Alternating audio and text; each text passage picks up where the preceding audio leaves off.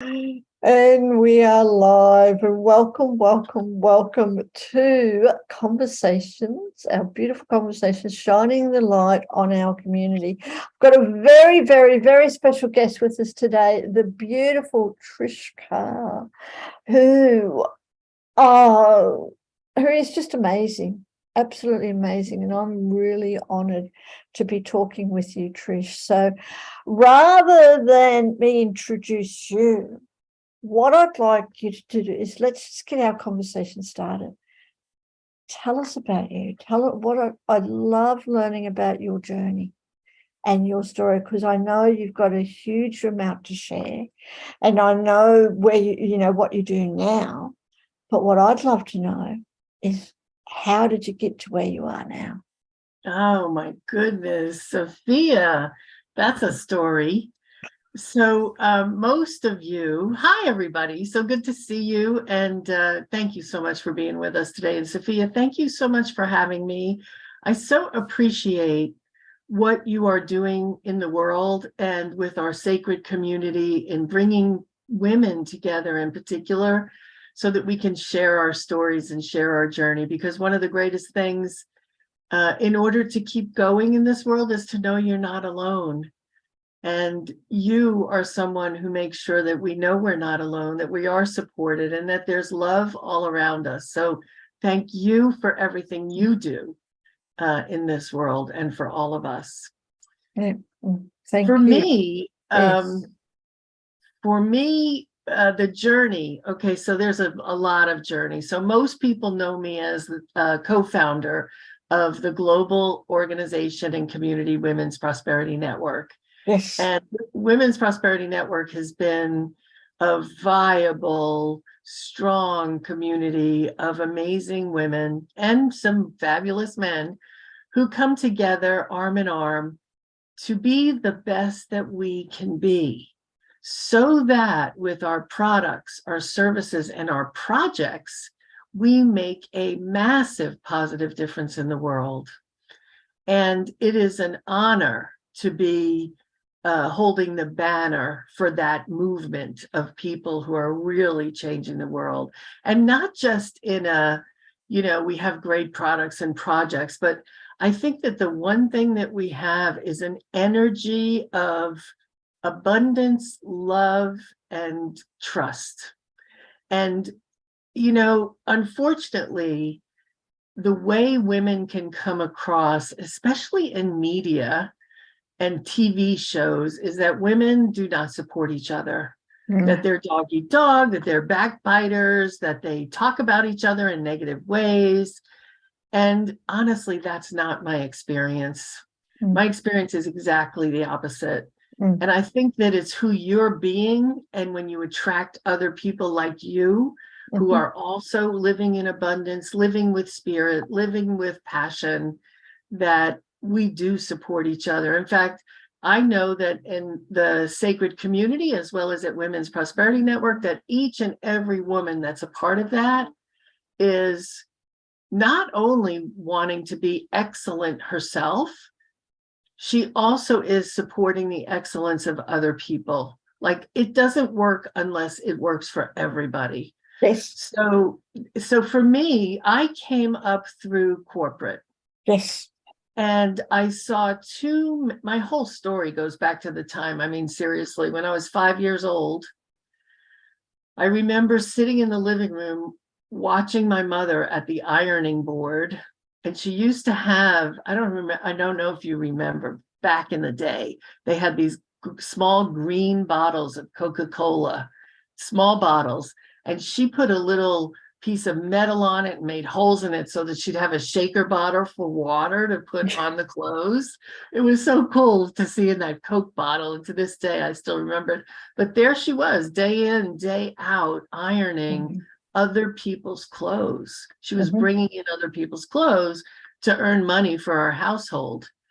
I didn't know it at the time, but the other thing she was doing was now I know, network marketing companies. And she was doing Avon, and she was doing a jewelry company called Sarah Coventry, which I know is not around anymore. But at 5 years old, I knew my mother had a lot of irons in the fire, but I had no idea till I was older that she was an entrepreneur. She was doing what she had to do to bring money into our household. My dad was a fireman, but he wasn't making all that much money, and we needed some extra money to come in. So that's my memory. Other mothers stayed home.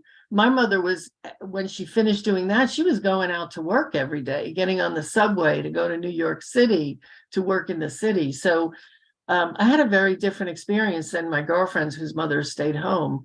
But as I grew up, I noticed that even at her company, like, you know how she took me to work when I was young, I was like 9 or 10 years old, and I went to her office, and all the men had really nice offices with doors that closed, but my mother was in a little cubicle outside the doors of the men. And it seemed like she was doing more work than they were. Like, they were talking on the phone and having coffee in the coffee room, and my mother was typing away and talking to people and getting them to do things and move things. And I was like, why doesn't she have an office? And then as I graduated into working myself, I noticed that most of the higher level people at my company were men. I was like, why is that? That's not right. We're really smart. So from an early age, I was an advocate for women. At a very early age. At a very early age, I could see that there was a disparity between men and women. And I wanted to be a part of making a change for that. In fact, I wanted to be a part of making a change in rights for human beings in general, because as I looked around, I saw that people of color were also treated differently. I saw that people who had less money than other people were treated differently. And I don't know why I was aware of these things at a very young age, but I was. So my sister Susan called me the little revolutionary when I was very young. And I could certainly imagine that. And she still calls me that. She still calls me that. But now I'm a results revolutionary. Now I work to support other people in getting the results they want in their lives, so no one feels marginalized. And I have to tell you, the biggest thing that moved me was in working with women in particular, was I was married for over 20 years, and I wanted to leave that relationship. I wasn't happy anymore. And I was in my 40s, and I could just leave. I had money, I had a great job, I had a 401k. And as I looked around other women I knew, they didn't have that freedom. One of my best friends was a working woman who had 3 children, and she worked as a secretary at a low level. And she was on food. She needed assistance with food. She needed financial assistance with daycare. She needed all the things to support her family while she could go to work. And if she wanted to get a divorce, she couldn't, because she didn't have anything. She needed that extra salary. Other women I knew who were in their 40s, even though they may have worked, they couldn't have lived on their own if they left on their own. So I just realized that we still had so far to go. And I know how to work a business. I know how to make money. I know how to do this. I learned it over many years, and I wanted to show other people how to do it. And thus, Women's Prosperity Network was born with my 2 sisters, Susan Winter and Nancy Matthews. And that was in 2008, which was in the beginning of a world recession. And everybody said we were crazy. You're starting a business now? Oh my gosh, you're nuts. On the contrary, it was the perfect time to start a business, because there were so many people who were also choosing to start businesses at that time, because they got laid off from their jobs. They didn't know what they were going to do. So they created new businesses. And then they created the businesses based on their talent, but their talent did not include how do I run a business. Yes. So it was the perfect time for us. You know, the person who cuts hair, who doesn't know how to do a business, the person who coaches other people in life, but doesn't know how to run a business. You know, people who are working for other people don't learn the ins and outs, all of that. So it's been a very fun ride for the last 15 years at Women's Prosperity Network. Yes, and thank you for sharing that. And first of all, thank you for creating it. I mean, I've been a member now for, I don't know for how long. I'm going up into my first year, but many, many, many months. And I really love it. And, you know, you do provide such an opportunity for women from all over the world, and as you said, and men too. But, you know, to come together and to connect and to support each other in business, and you're helping them there as well on their journey. And thank you for doing that. What I'd love to know, Trish, is, you know, like you say you've been doing it for, is it 15 years now? 15 years, yeah. 15 years, it's amazing. What I'd love to know is, how do you keep going for 15 years and creating this worldwide organization? How do you keep the momentum going with everything that happens in our world? You know, we live in a world that is a bit challenging, especially with, you know, around businesses and technology and just life. Right. How do you keep that going? It's life, you know, it's life that stops us. It's the things that happen that make us say, oh, I don't want to get out of bed today, you know? And there's three things that I do when I am stopped by something in life. So, for example, this was in 2008, I think. In 2008, I had an amazing investment opportunity. And I put about $100,000 into this investment opportunity, and it was paying me $1,500 a month, which was enough to make a difference. Like, it covered my mortgage, you know what I mean? And it was doing so well for about a year and a half. And this was all while we were building Women's Prosperity Network, because we weren't making money at Women's Prosperity Network in the first 2 or 3 years. We had to really get our act together. So I was doing I did Legal Shield, which I still get a paycheck from to this day, even though I don't sell it anymore. Don't you love residual income? I love it, yes. That was great.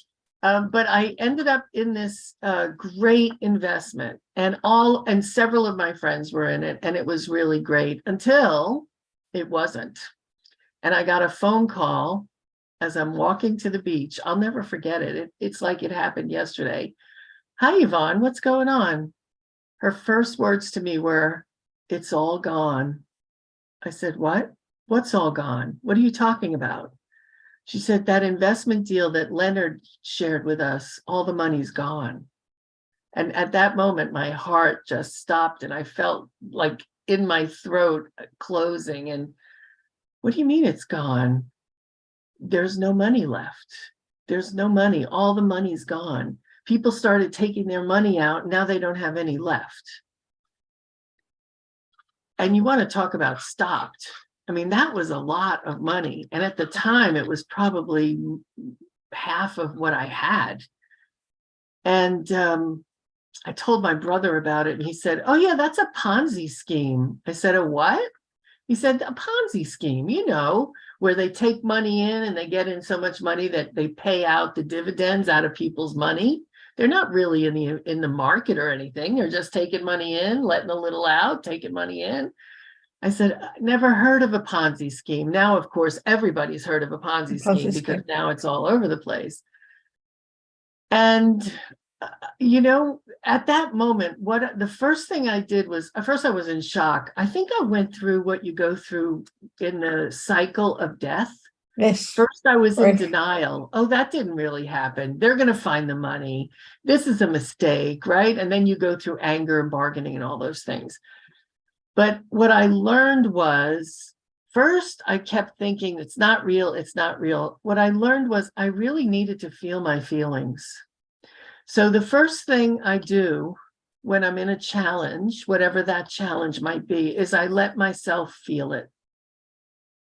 Because I know that we're all made up of energy and our emotions are such a strong energy that if that is unresolved, it will be with me forever. Yes. So I feel my feelings. Now I have to tell you that I put a little limit on how long I let myself feel my feelings, because if I'm Yes. going to go down the road and go down the tubes, I don't want it to be for a month. So I'll Yes. say, okay, just this week, I'm just going to wallow in it as much as I want and feel how bad I feel and cry about it when I need to cry about it. So I feel my feelings, and that makes a big difference, because then I have the ability to do the second thing, which is to step back from my feelings and get perspective Mm. on what happened. Mm. So in the case of the Ponzi scheme, I only lost $100,000. My friend who called me lost $2 million. Her Mm. father lost $3 million. Mm. It wasn't the only money I had. Mm. It didn't take me to zero. Mm. I can always rebuild. So I Yes. went through that, putting it into perspective and shifting my energy from poor me to one of the best things I've ever read in a book ever. There's a book called Zen and the Art of Happiness. Yes. Little book. Yes. And in it, there's a mantra. And the mantra is, everything that happens to me is the best thing that can Oh, happen. I love that. I really, really love that. And it's so true. And especially when we learn from it and things like that. And I love how you're describing, allowing yourself to feel. It's so many people in today's world is, oh, I can't feel that. No, they don't allow them to express their emotions and go through that, but they're not wallowing. Right. So Right. there comes a Not letting point. it control you and overtake Mm, you, but mm, knowing that, hey, I'm here right now and this is how I feel, and I acknowledge that. yeah. What we Yes. can tend to do, and what I used to do in the past, honestly, was minimize.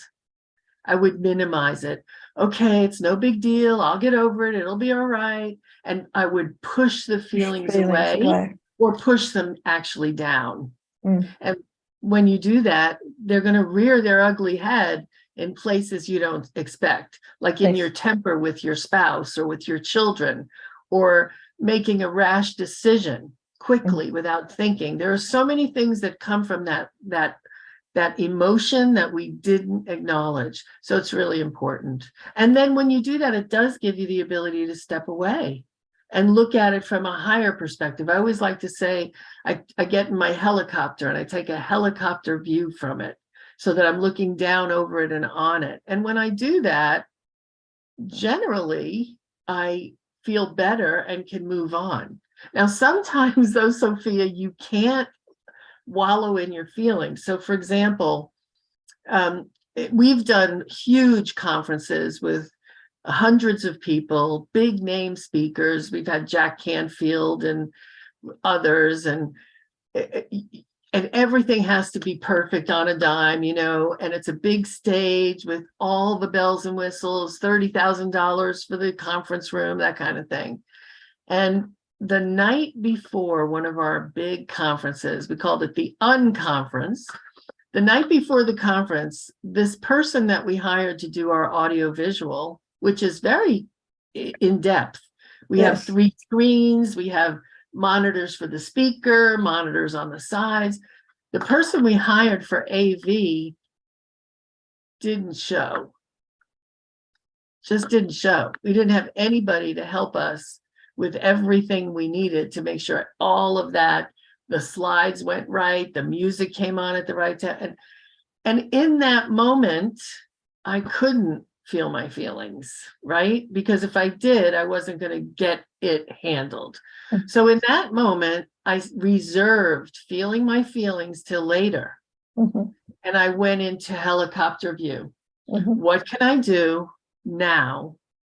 Which is the third step, is take a step forward. What can I do now to fix this? And everything that happens to me is the best thing that could happen to me. Everything that can happen to me is the best thing that could happen to me. I just kept saying that over and over in my head. And it wasn't easy, but as it turned out, we found at the last minute an audiovisual company who ended up being the company that we continued to work with from there on, because they were stellar. They were amazing. And we found them on Craigslist, which is, I don't know if you have Craigslist where you are, but it's a simple bulletin board. Hey, I do this, hire me. Yes. So everything that happens to me is the best thing that could happen to me, because I ended up with a crack team for the rest of our events.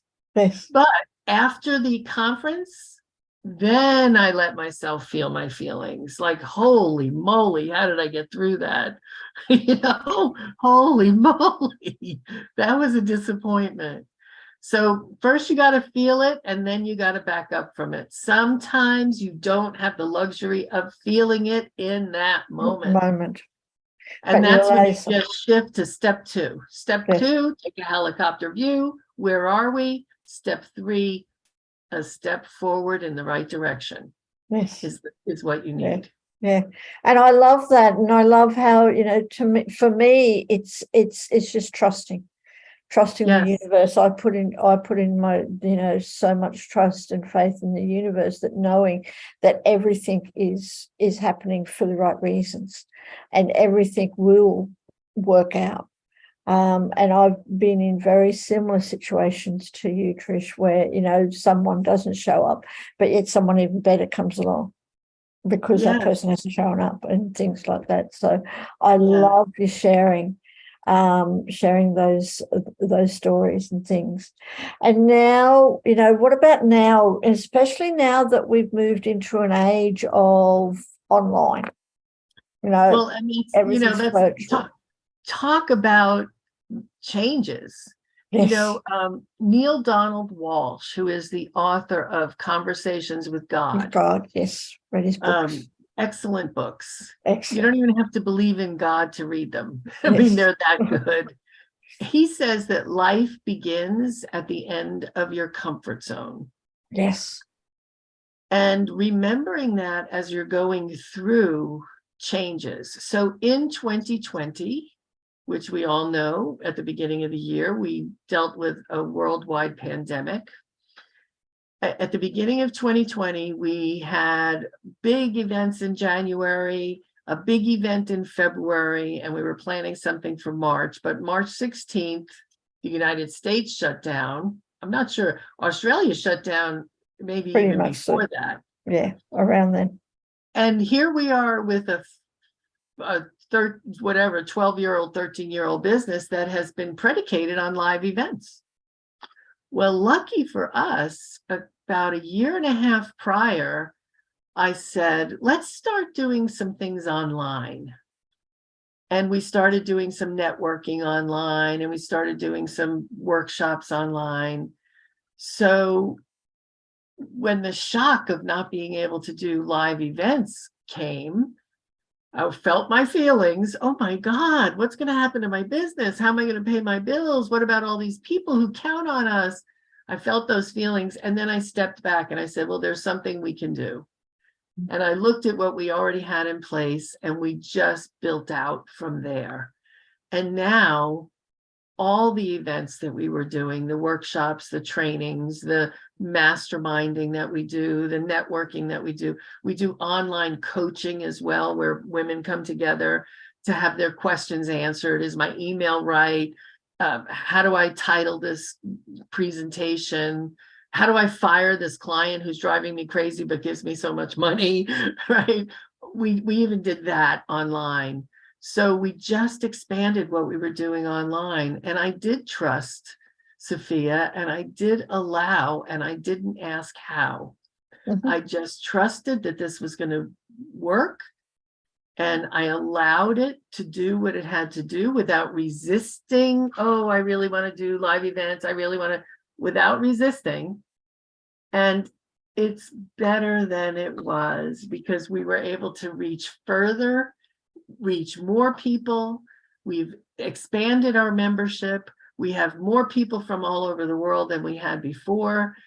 And the connections that we're making online are as strong as they were in person. Yes. So you got to trust, like you said, just trust the universe got your back. Absolutely. And it's so true. And, if it wasn't for the pandemic, we wouldn't be here now. Exactly. We wouldn't know each other. No. Yes. And all the things that you've gone through in stuff to bring the Women's Prosperity Network to where it is now, and the whole journey is amazing. And I said, I just want to thank you and honor you and Nancy and Susan for doing that. Love to know more. I would really love to know more. I'd love to know, we need to have a coffee one day, Trish. Yes, we do. And please do come back, because there's so many stories in that can help so many other people.